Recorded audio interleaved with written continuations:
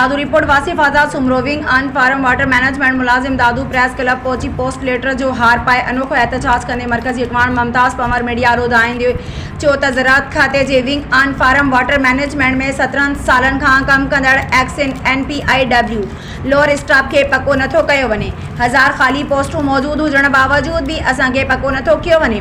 असां सां गॾु 11 ग्रेड खां 17 ग्रेड वारनि खे पको कयो वियो आहे। असां सां मटेली माहवारो सलूक कयो पियो वञे। हिन चयो त असां कराची प्रेस क्लब ते मुसलसल सरापा एहतजाज रहिया आहियूं मगर हिन महिल ताईं कंहिं बि नोटिस नाहे वरितो। सिंध गवर्नमेंट जे ऐलान बावजूद भी असांखे पुराणी पघार 25,000 ॾिनी पई वञे। हिन सिंध हुकूमत सूबाई वज़ीर ज़राअत सेक्रेटरी ज़राअत ऐं डायरेक्टर जनरल अन फार्म वाटर मैनेजमेंट खे अपील कई त असांखे पको कयो वञे। ॿी सूरत में मुतासिर मुलाज़िम अवां जी ऑफिस अॻियां पाण खे बाहि ॾींदासीं। नालो छा मसइलो किथे वेठल आहियो? मुंहिंजो नालो आहे मुमताज़ पंवर।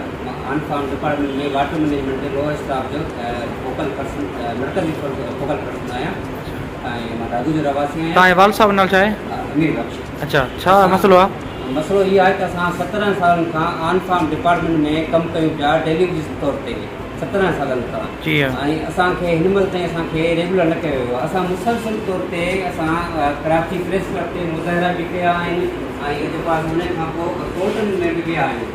हाणे हीअ जेका हार पातो आहे हार जे सूरत में पातो आहे हीअ एसएनई आहे।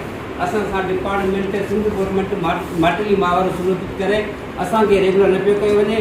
हीअ हुननि जी एसएनई थी आहे। असां जॾहिं हाई कोर्ट में वियासीं हाई कोर्ट में जेको आहे सो 4 जून ते असांजो फ़ैसिलो आयो आहे, असांजे हक़ में न आयो आहे, उनजी मुखालफ़त कई वई ऐं 14 जून ते ऐं जेको आहे हिननि एसएनई ज़ाहिर कई आहे। सो इन जे लाइ हीअ एसएनई पंहिंजे अंदरे खाने मां पंहिंजा माण्हू खणण पिया चाहिनि। इन जे लाइ मां प्रेस क्लब ते आयो आहियां। मां वज़ीर आला सैयद प्राइम मुराद अली शाह साहब खे अपील थो कयां ऐं चीफ सेक्रेटरी साहब खे अपील थो कयां, सेक्रेटरी ज़राअत साहब खे अपील थो कयां त ख़ुदारा असां जेके 17 सालनि खां वठी असां ड्यूटियूं कयूं पिया असां अवर एज थी चुका आहियूं त असां सां इंसाफ़ कयो वञे।